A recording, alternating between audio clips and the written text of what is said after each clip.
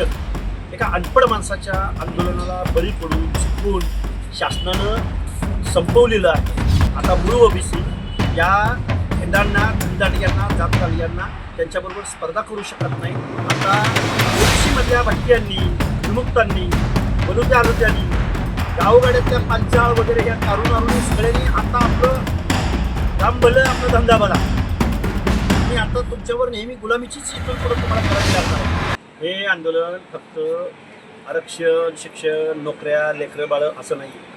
हे त्याची जी लढाई आहे पश्चिम महाराष्ट्रामध्ये येऊन समाजामध्ये तेढ निर्माण करायची आणि ज्या लोकांची गणितं हुकलेत त्यांचा जो कोणी राजकीय त्याला फिडिंग करणारा माणूस आहे त्या माणसाच्या तालावर नाचणारा हा माणूस आहे. पण दुर्दैव असं आहे की महाराष्ट्रातलं ओबीसीचं आरक्षण एका अनपढ माणसाच्या आंदोलनाला बळी पडून झुकून शासनानं संपवलेलं आहे. अख्खं ओबीसीचं आरक्षण महाराष्ट्रातलं संपवलेलं आहे. कारण मराठा समाजाचं जवळजवळ इन्क्ल्युजन म्हणजे जवळजवळ ओबीसीत समावेश झालेला आहे. आता मूळ ओबीसी या भेंडांना, धनदांडग्यांना, जातदांडग्यांना त्यांच्याबरोबर स्पर्धा करू शकत नाही.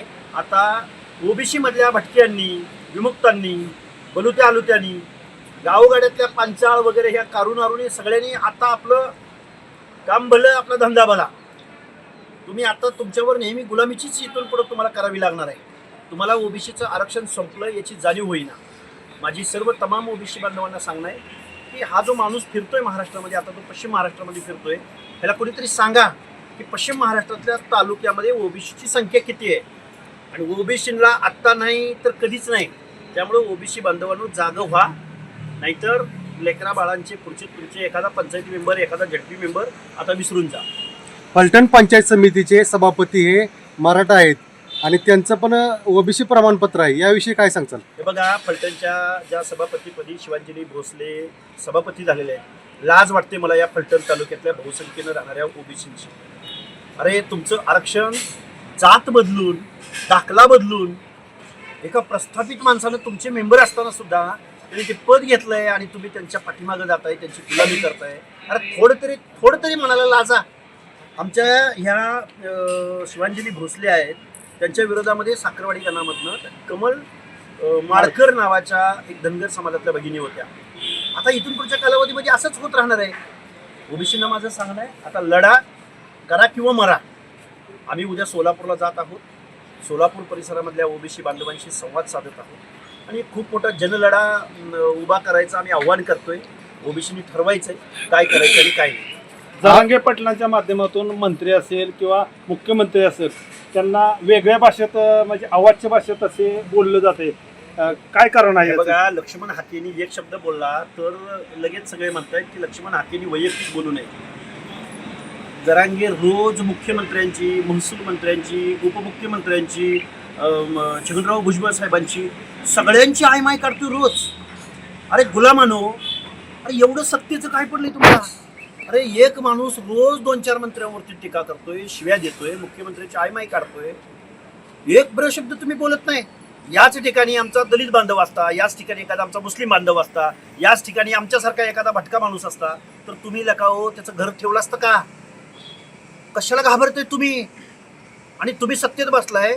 जरांगेच्या मताला काय 2 मताचा अधिकार आहे ना, आम्हाला काय 1 मताचा अधिकार आहे? असं बीस काय आहे काय? काय इथून पुढे तुम्ही दलितांना आणि ओबीसींना मतदान करू देणार नाही? काय हुकुमशाही वगैरे आणणार आहे? कुठल्या टिनपाट माणसाला तुम्ही एवढं भीताय? अरे आम्ही मेंढपाळाचं पोरग आहे. मी आमच्या बरोबर 18 पगड जातीची माणसं आहेत. हर एक माणसाला जागा करून आम्ही याच्या विरोधात लढायचा प्रयत्न करतोय. ही आमची परीक्षा आहे, मान्य आहे आम्हाला. पण आम्ही यांचा प्रतिकार करणार जीवाच्या शेवटच्या क्षणापर्यंत. जरांगेनं जे काही महाराष्ट्राचं वाटोळं केलंय, महाराष्ट्रात दुही निर्माण केली, त्याला विरोध आम्ही करणार. आज कुणबी प्रमाणपत्र अवैध ठरतायत, याविषयी काय सांगचाल? हे प्रमाण खूप कमी आहे. सगळेच बोगस आहेत. आता आमचे काही RTIचे कार्यकर्ते तिथल्या फलटणमधले माहितीच्या अधिकारामध्ये माहिती द्यायला सुद्धा प्रशासन टाळाटाळ करते. त्यांनी जे दाखले जोडलेले आहेत त्याच्यात अर्लियर करेक्शन म्हणजे पेनानं खाडाखोड करायची, त्या नावापुढं कूल यायचं किंवा जीर्ण झालेला कागद शोधायचा, त्याला चिकटपट्ट्या लावायच्या. ओबीसीचं आरक्षण एका अनपढ माणसाच्या आंदोलनाला बळी पडून चुकून शासनानं संपवलेलं आहे. आता मूळ ओबीसी या भेंडांना, धनदांडग्यांना, जातकालियांना त्यांच्याबरोबर स्पर्धा करू शकत नाही. आता ओबीसीमध्ये मधल्या भटक्यांनी, विमुक्तांनी, बलुत्या आलुत्यांनी, गावगाड्यातल्या पंचाळ वगैरे ह्या तारुणारुणी सगळ्यांनी आता आपलं काम भलं, आपला धंदा भला. आणि आता तुमच्यावर नेहमी गुलामीचीच इथून पुढे तुम्हाला करावी लागणार आहे. हे आंदोलन फक्त आरक्षण, शिक्षण, नोकऱ्या, लेकरं बाळं असं नाही. हे त्याची जी लढाई आहे पश्चिम महाराष्ट्रामध्ये येऊन समाजामध्ये तेढ निर्माण करायची आणि ज्या लोकांची गणितं फुटलेत त्यांचा जो कोणी राजकीय त्याला फिडिंग करणारा माणूस आहे त्या माणसाच्या तालावर नाचणारा हा माणूस आहे. पण दुर्दैव असं आहे की महाराष्ट्रातलं ओबीसीचं आरक्षण एका अनपढ माणसाच्या आंदोलनाला बळी पडून झुकून शासनानं संपवलेलं आहे. अख्खं ओबीसीचं आरक्षण महाराष्ट्रातलं संपवलेलं आहे. कारण मराठा समाजाचं जवळजवळ इन्क्ल्युजन म्हणजे जवळजवळ ओबीसीत समावेश झालेला आहे. आता मूळ ओबीसी या धेंडांना, धनदांडग्यांना, जातदांडग्यांना त्यांच्याबरोबर स्पर्धा करू शकत नाही. आता ओबीसीमधल्या भटक्यांनी, विमुक्तांनी, बलुत्या आलुत्यांनी, गावगाड्यातल्या पंचाळ वगैरे ह्या कारुणारुणी सगळ्यांनी आता आपलं काम भलं, आपला धंदा भला. तुम्ही आता तुमच्यावर नेहमी गुलामीचीच इथून पुढे तुम्हाला करावी लागणार आहे. तुम्हाला ओबीसीचं आरक्षण संपलं याची जाणीव होईना. माझी सर्व तमाम ओबीसी बांधवांना सांगणं आहे की हा जो माणूस फिरतोय महाराष्ट्रामध्ये, आता तो पश्चिम महाराष्ट्रामध्ये फिरतोय, ह्याला कोणीतरी सांगा की पश्चिम महाराष्ट्रातल्या तालुक्यामध्ये ओबीसीची संख्या किती आहे. आणि ओबीसीला आत्ता नाही तर कधीच नाही. त्यामुळे ओबीसी बांधवांनो जागं व्हा, नाहीतर लेकरा बाळांचे पुढचे तुमचे एखादा पंचायती मेंबर, एखादा झडपी मेंबर आता विसरून जा. फलटण पंचायत समितीचे सभापती हे मराठा आहेत आणि त्यांचं पण ओबीसी प्रमाणपत्र आहे. याविषयी काय सांगचाल? हे बघा, फलटणच्या ज्या सभापतीपदी शिवांजली भोसले सभापती झालेले आहेत, लाज वाटते मला या फलटण तालुक्यातल्या बहुसंख्येनं राहणाऱ्या ओबीसींची. अरे तुमचं आरक्षण जात बदलून, दाखला बदलून, एका प्रस्थापित माणसानं तुमचे मेंबर असताना सुद्धा त्यांनी ते पद घेतलंय आणि तुम्ही त्यांच्या पाठीमागं जाताय, त्यांची गुलामी करताय. अरे थोडं तरी म्हणायला लाजा.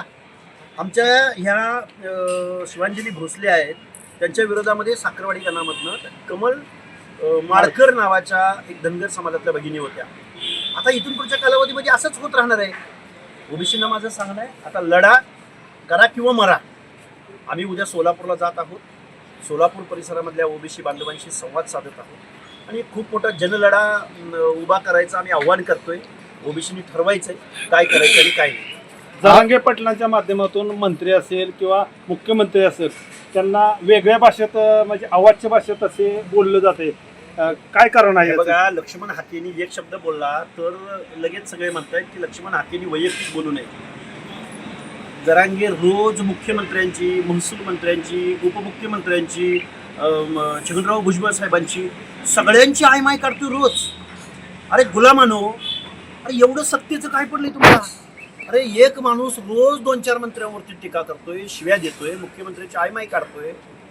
एक ब्र शब्द तुम्ही बोलत नाही. याच ठिकाणी आमचा दलित बांधव असता, याच ठिकाणी एखादा आमचा मुस्लिम बांधव असता, याच ठिकाणी आमच्यासारखा एखादा भटका माणूस असता तर तुम्ही लकाओ त्याचं घर ठेवलं असतं का? कशाला घाबरतोय तुम्ही? आणि तुम्ही सत्तेत बसलाय. जरांगेच्या मताला काय 2 मताचा अधिकार आहे ना, आम्हाला काय 1 मताचा अधिकार आहे? असं बिसं काय आहे काय? काय इथून पुढे तुम्ही दलितांना आणि ओबीसींना मतदान करू देणार नाही? काय हुकुमशाही वगैरे आणणार आहे? कुठल्या टिनपाट माणसाला तुम्ही एवढं भीताय? अरे आम्ही मेंढपाळाचं पोरग आहे. मी आमच्या बरोबर 18 पगड जातीची माणसं आहेत. हर एक माणसाला जागा करून आम्ही याच्या विरोधात लढायचा प्रयत्न करतोय. ही आमची परीक्षा आहे, मान्य आहे आम्हाला. पण आम्ही यांचा प्रतिकार करणार जीवाच्या शेवटच्या क्षणापर्यंत. जरांगेनं जे काही महाराष्ट्राचं वाटोळं केलंय, महाराष्ट्रात दुही निर्माण केली, त्याला विरोध आम्ही करणार. आज कुणबी प्रमाणपत्र अवैध ठरतायत, याविषयी काय सांगचाल? ते प्रमाण खूप कमी आहे. सगळेच बोगस आहेत. आता आमचे काही RTIचे कार्यकर्ते तिथल्या फलटणमधले माहितीच्या अधिकारामध्ये माहिती द्यायला सुद्धा प्रशासन टाळाटाळ करते. त्यांनी जे दाखले जोडलेले आहेत त्याच्यात अर्लियर करेक्शन म्हणजे पेनानं खाडाखोड करायची, त्या नावापुढं कू लिहायचं किंवा जीर्ण झालेला कागद शोधायचा, त्याला चिकटपट्ट्या लावायच्या.